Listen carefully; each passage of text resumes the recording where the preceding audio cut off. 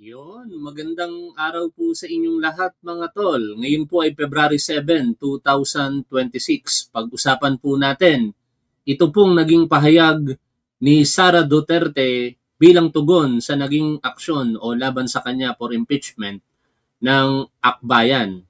Is it Akbayan ba nag-file ng impeachment laban sa kanya o Makabayan Black?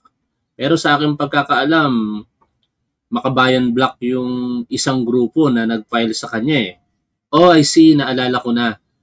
Yung kasama kasi ni Congresswoman Leila de Lima na si Representative Sendanya ay mula po sa Akbayan Party List. At dahil nga po dyan, sinasabi ngayon nitong si Sara Duterte na wala daw pong ebidensya laban sa kanya. Totoo ba yon? Parang isang malaking kasinungalingan po yon. Kasi alam naman po natin kung ano po yung mga naging batayan ng impeachment laban po kay Sara Duterte noong nakaraang taon, February 5, 2025. At ngayon may nadagdag pa dyan yung affidavit nitong si Ramil Madriaga at posibilidad na pagtestigo niya in the event na magkaroon po ng hearing for impeachment laban dito kay Sara Duterte ngayong 2026. Parang ang hirap po kasing pasinungalingan ang mga ebidensya laban kay Sara Duterte. Balikan po natin yung video kaugnay po ng mga naging basihan for impeachment sa kanya nung nakaraang taon. Noong ika-5 ng Pebrero 2025 ay inimpeach ng House of Representatives si Vice President Sara Duterte matapos beripikahin at pirmahan ng 215 House members ang Articles of Impeachment laban sa kanya. Alinsunod sa Article 11 ng ating konstitusyon, hindi na kailangang magsagawa ng impeachment hearing ang House kung ang Articles of Impeachment ay pinirmahan na ng 1/3 ng lahat ng miyembro nito. Sa 306 na kasalukuyang miyembro ng House sa 19th Congress, 215 o higit pa sa kinakailangang 102 members ang lumagda sa Articles of Impeachment kung kaya't ito ay agarang na itransmit sa Senado. Bukod sa naunang 215 House members, meron pang 25 mambabatas ang dumagdag sa pagberipika at pagpirma sa impeachment complaint. Dahil dito, halos 80% na ng buong House of Representatives ang sumusuporta sa impeachment ni VP Sara. Ngunit bakit nga ba na-impeach si VP Sara? Yan! Mukhang nakakalimutan to ni Sara Duterte na bakit siya na-impeach last year. Ito po ang mga dahilan, ano? At parang ang hirap sabihin na walang ebidensya kapag ito po ang mga pinag-uusapan. Ano nga ba ang grounds na nakalagay sa verified complaint for impeachment? Nang manumpa siya bilang pangalawang pangulo ng ating bansa noong July 1, 2022, nangako siya sa bayan na pangangalagaan at ipaglalaban ang konstitusyon at ipapatupad ang mga itinakdang batas nito. Ngunit sa loob ng 3 taon niyang panunungkulan, paulit-ulit na nilabag ni VP Sara ang kanyang sinumpaan, kung kaya't siya ay na-impeach sa ilalim ng mga sumusunod na batayan: culpable violation of the Constitution, betrayal of public trust, graft and corruption, other high crimes. Ang mga paglabag na ito ay patunay lamang na siya ay hindi angkop manungkulan sa gobyerno at nararapat na maalis sa pwesto sa pamamagitan ng impeachment. Narito ang 7 grounds for impeachment na nakapaloob sa articles ng verified impeachment complaint laban sa pangalawang pangulo. Nakasaad sa Article 1 na si VP Sara ay nagkasala ng betrayal of public trust, nakagawa ng paglabag sa konstitusyon at high crime sa kanyang live press con noong November 23, 2024. Huwag kang mag-alala, ma'am. Tataka ako talaga rito kay Sara Duterte kung bakit niya nasasabing walang ebidensya. Ito, live stream po ito. Kalat na kalat po ito sa social media. Yung live mismo at saka yung mga re-uploaded video kung saan ganito nga po yung sinambit niyang pagbabanta sa ating Pangulong Bongbong Marcos.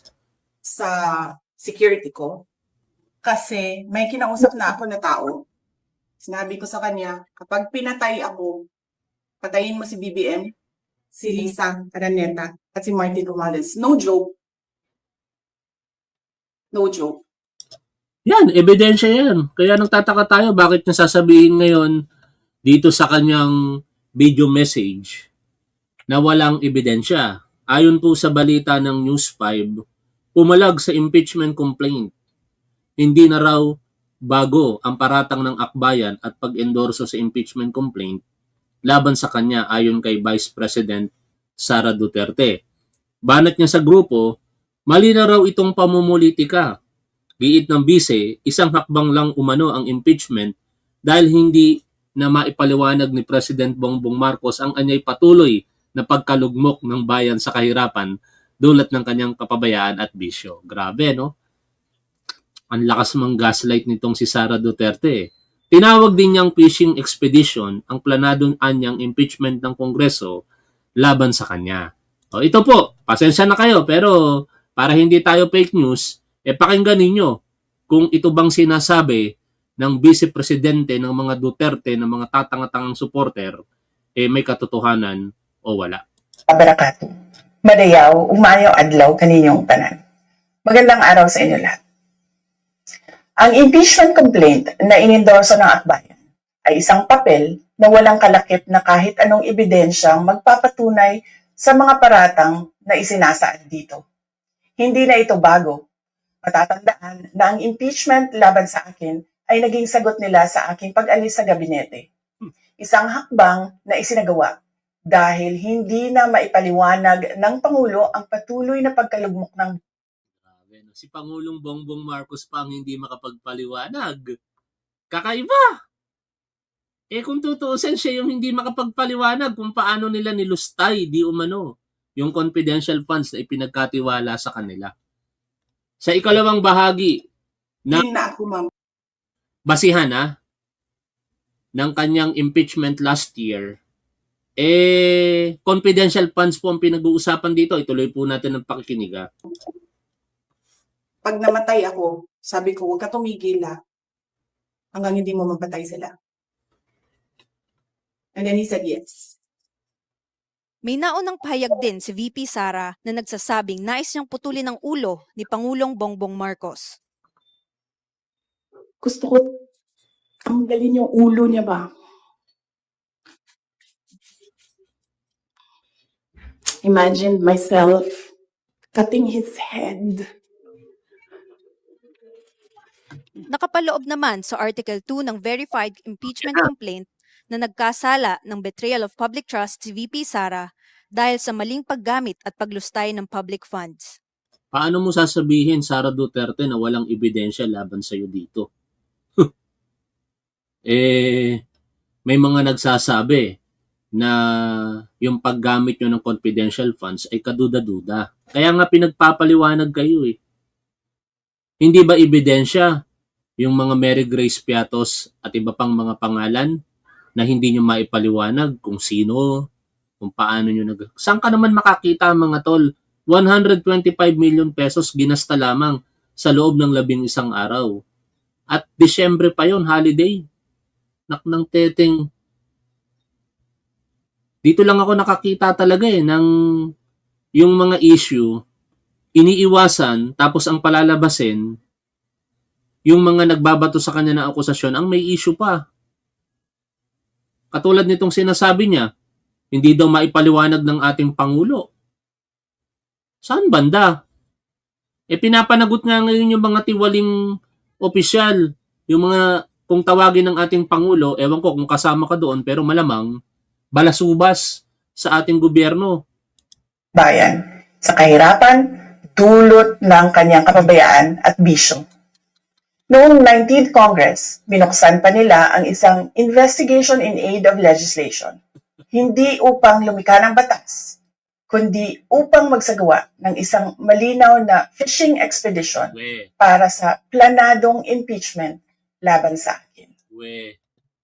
Paano naging fishing expedition? Kitang-kita naman ng taong bayan kung paano isinagawa ng House of Representatives, Good Governance and Public Accountability Committee yung pagdinig. Binigyan kayo ng pagkakataon para magpaliwanag. Ano ginawa ninyo? Makailang beses ninyong inignore yung hearing to the extent na yung Chief of Staff mo na si Zuleika Lopez ay nakontempt at ikinulong sa House of Representatives at doon ka talaga nagtodo meltdown.